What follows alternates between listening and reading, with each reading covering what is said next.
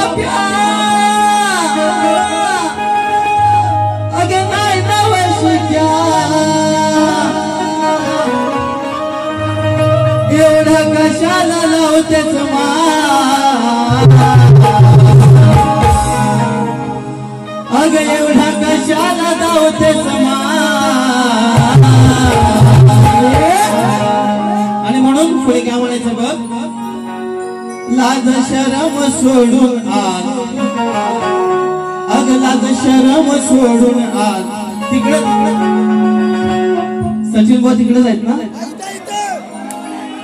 बोल इकडे लक्ष ठेवा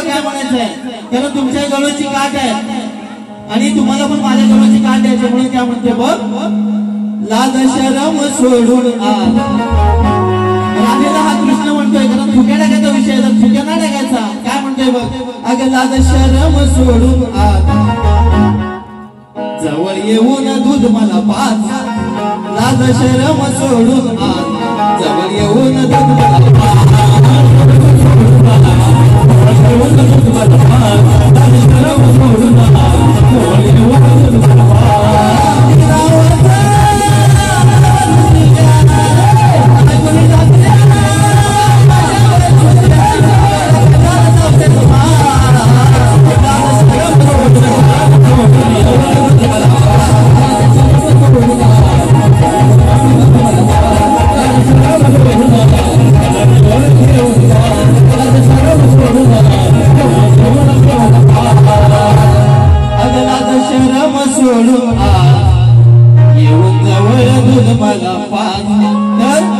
तो हा श्रीकृष्ण म्हणतोय की गवळणी कधीच चुकायचे नाही बुवा, आणि तुम्ही हे मान्य करायला पाहिजे आल्यावर, कारण तुमची काय खरे कलाकार असाल तर मान्य कराल की राधा कधी किंवा गवळणी या श्रीकृष्ण चुकल्या नव्हत्या, मात्र जवळ येऊन दूध मला पाज, म्हणजे त्या राधेजवळ असले जे दही दूध होतं ते येऊन पाज असा अर्थ आहे बुवा. काहीतरी येऊन खाण्याचं बोलाल तर बुवा चालणार नाही.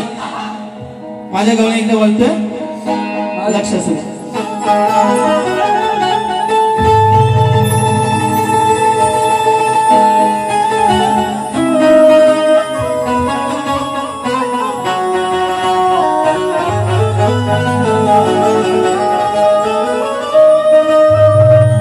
अगाध चालक अहो आज अचानक. एक मिनिट, त्या काकांना काय प्रॉब्लेम आहे? उदलवू का थांबू, काय करू काय? हा असं काहीतरी बोला, कारण तुम्हाला प्रॉब्लेम असता तरी सांगा, मी सगळे ऍक्सेप्ट करतो, मी कोणाला उलट बोलत नाही. म्हणून बघा काय म्हणतोय, अहो आज अचानक इथं काय घडणार आहे, अहो या गवळ्याच्या पोरीवर आज तडी पडणार. अहो बघा मी हिला पुढं कसं रडवणार आहे, अहो बघा मी हिला पुढे कसं रडवणार आहे, आणि दोन्ही हातांनी चोळून चोळून होईल स्वतःच सुजवणार. बघा ही राधा भरपूर रडणार आहे, आणि रडून रडून ती स्वतःचे दोन्ही डोळे सुजवणार आहे, असं बुवा अर्थ आहे याचा. आणि म्हणून माझ्या गवळी इकडे वळतोय, लक्ष असू दे बुवा. अहो गवळणीया पाण्यात शिरुनी, गवळणीया पाण्यात शिरुनी, पाणी केलंय घाण रे. अहो गवळणीया पाण्यात शिरुनी, पाणी केला घाण रे, घाण रे, घाण रे.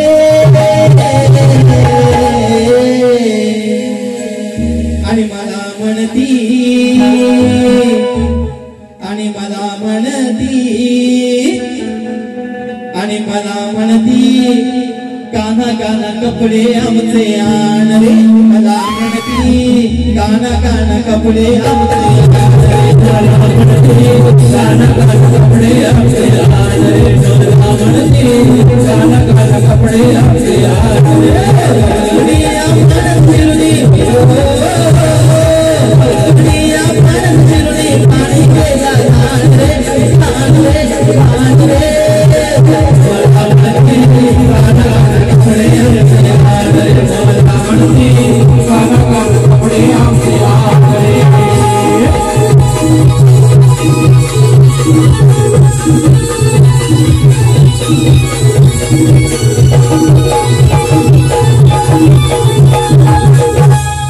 स्नान करण्यासारख गेल्या कपडे घेऊन काठावर, कपडे घेऊन काठावर, कपडे घेऊन काठावर. स्नाना जाती कोणी नवद्या भागावर, कोणी नवद्या भागावर, कोणी नवद्या भागावर. सारा